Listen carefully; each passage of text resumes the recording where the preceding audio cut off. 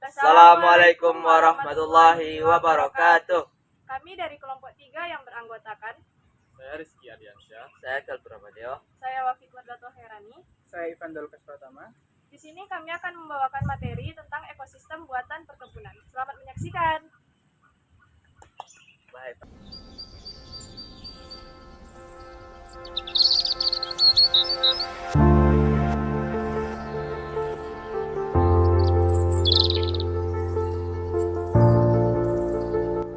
Ekosistem perkebunan mengacu pada lingkungan yang terbentuk di sekitar area perkebunan dan melibatkan interaksi antara komponen biotik atau makhluk hidup dan abiotik, faktor non-hidup di dalamnya.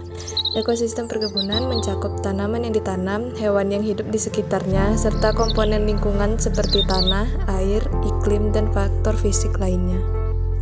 Dalam ekosistem perkebunan, hasil dari perkebunan dapat bervariasi, tergantung pada jenis perkebunan yang dikembangkan dan tujuan utama dari kegiatan tersebut. Ada beberapa contoh hasil yang umum diperoleh dari perkebunan, yaitu yang pertama ada hasil pertanian. Ini bisa berupa padi, jagung, gandum, kedelai, kacang-kacangan, dan lain-lain. Tanaman pangan ini digunakan sebagai sumber makanan pokok manusia dan hewan. Yang kedua itu ada tanaman komersial. Perkebunan juga seringkali menghasilkan tanaman komersial yang digunakan untuk industri, seperti kopi, teh, karet, kelapa sawit, tembakau, coklat, teh, dan sebagainya. Tanaman ini biasanya diekspor atau diolah menjadi produk bernilai tambah. Kemudian ada juga hasil hewan. Di sebagian perkebunan terdapat juga kegiatan peternakan atau peternakan tambahan yang menghasilkan produk hewan seperti susu, daging, telur, dan hasil lainnya.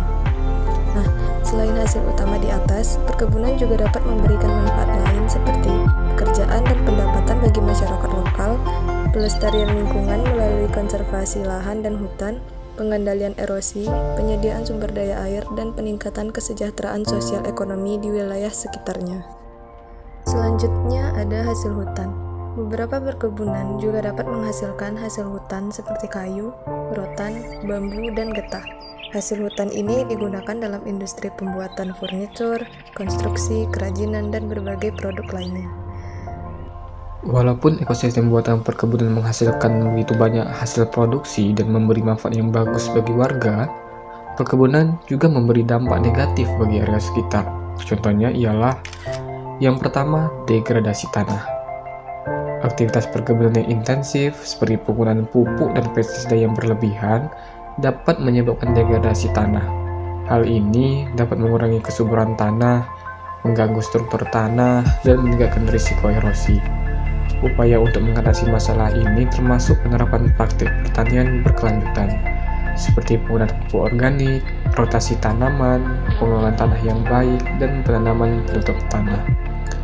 Yang kedua, ada pencemaran lingkungan. Penggunaan pestisida yang berlebihan dapat mencemari air tanah dan permukaan, mengancam kualitas air, dan mengganggu ekosistem air. Upaya untuk mengurangi pencemaran lingkungan meliputi penerapan teknik pengendalian hama terpadu yang lebih selektif, penggunaan pestisida yang lebih ramah lingkungan, dan pengelolaan limbah pertanian yang baik. Yang ketiga, ada hilangnya habitat dan keanekaragaman hayati. Permukaan lahan perkebunan dapat menyebabkan hilangnya habitat alami dan keanekaragaman hayati. Untuk mengatasi hal ini, perlu dilakukan upaya pelestarian lingkungan di sekitar perkebunan, seperti menjaga koridor ekologis, melindungi hutan dan lahan basah, dan menerapkan praktik berkelanjutan yang mendukung keberadaan satwa liar dan tumbuhan endemik. Yang keempat, ada penggunaan air yang tidak efisien. Perkebunan seringkali memerlukan irigasi yang intensif, dan penggunaan air yang tidak efisien dapat menyebabkan tekanan pada sumber daya air. Untuk mengatasi masalah ini, perlu dilakukan manajemen air yang baik, seperti penggunaan sistem irigasi yang efisien, pengumpulan dan penggunaan kembali air limbah, serta pengelolaan sistem drainase yang baik untuk mengurangi limpasan air. Yang terakhir ada konflik sosial. Ekspansi perkebunan dapat menyebabkan konflik sosial dengan masyarakat lokal, terutama jika hak tanah dan sumber daya alam mereka terancam. Solusi untuk mengatasi konflik sosial ini termasuk partisipasi aktif masyarakat dalam pengambilan keputusan pemenuhan hak masyarakat terhadap tanah dan sumber daya, dan pembentukan kemitraan yang adil antara perkebunan dan masyarakat lokal. Baik, walaupun adanya permasalahan yang disebabkan oleh ekosistem hutan perkebunan, tentu ada upaya-upaya yang dapat membantu kita dalam mengatasi permasalahan dan juga kendala tersebut. Di antaranya ialah kita dapat menerapkan praktik pertanian berkelanjutan seperti penggunaan pupuk organik, pengendalian hama terpadu, dan juga rotasi tanaman. Yang kedua, kita dapat mengurangi penggunaan pestisida berbahaya dan memilih alternatif yang lebih ramah lingkungan. Yang ketiga, kita melindungi habitat alami dan juga keanekaragaman hayati di sekitar perkebunan melalui program pelestarian lingkungan. Dan yang terakhir ialah kita dapat mengikuti program pengolahan air yang efisien seperti menerapkan praktik sistem irigasi di beberapa lingkungan supaya menggunakan kita dapat mengelola dan juga menggunakan air yang efisien dan juga tidak bersifat boros. Baik, selanjutnya ada ekosistem perkebunan di Indonesia.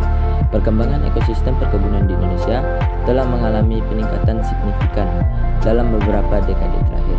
Indonesia merupakan salah satu produsen komoditas perkebunan terbesar di dunia, seperti kelapa sawit, karet, kopi, teh, dan coklat. Kelapa sawit. Indonesia adalah produsen terbesar kelapa sawit di dunia. Perkebunan kelapa sawit telah mengalami ekspektasi yang cepat, terutama di Pulau Sumatera dan Kalimantan. Namun, perkembangan ini juga diiringi dengan kontroversi terkait dampak lingkungan seperti deforestasi. Selanjutnya ada kebun karet. Kebun karet, Indonesia juga merupakan salah satu produsen karet terbesar di dunia. Perkebunan karet terutama terkonsentrasi di Provinsi Jambi, Riau, dan Sumatera Selatan. Selanjutnya ada kopi. Kopi di Indonesia memiliki tradisi panjang dalam budidaya kopi yang dikenal dengan kopi kualitas tinggi.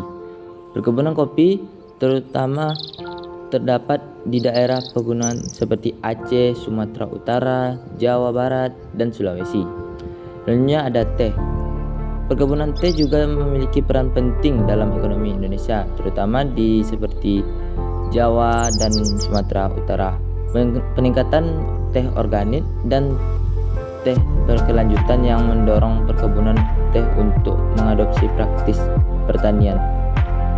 Selanjutnya ada coklat. Indonesia adalah salah satu produsen coklat terbesar di dunia, terutama di Pulau Sumatera dan Kalimantan. Perkebunan kakao telah mengalami tantangan seperti penyakit, penurunan produktivitas. Namun, upaya peningkatan kualitas dan keberlanjutan telah dilakukan, termasuk penerapan sertifikat. Pemerintah Indonesia telah mengambil langkah untuk meningkatkan keberlanjutan ekosistem perkebunan melalui kebijakan dan registrasi seperti penebangan hutan, pengelolaan lahan gambut, dan peningkatan pengawasan. Baik, dan kesimpulan dari kami dari setiap materi yang kami bahas pada hari ini, dari upaya, hasil produksi, dan juga lingkungan dari ekosistem hutan perkebunan, kami dapat menyimpulkan bahwa secara keseluruhan perkebunan memiliki peranan yang signifikan dalam kehidupan masyarakat Indonesia, baik dari segi ekonomi, pangan, kesejahteraan masyarakat, pelestarian lingkungan, hingga pembangunan daerah. Namun, penting untuk menjaga keberlanjutan dan mengelola perkebunan dengan bijaksana untuk mengurangi dampak negatif dan memastikan manfaat jangka panjang bagi masyarakat dan juga lingkungan sekitar. Dan mungkin itu saja yang kami dapat sampaikan. Kami dari kelompok 3 mengucapkan terima kasih.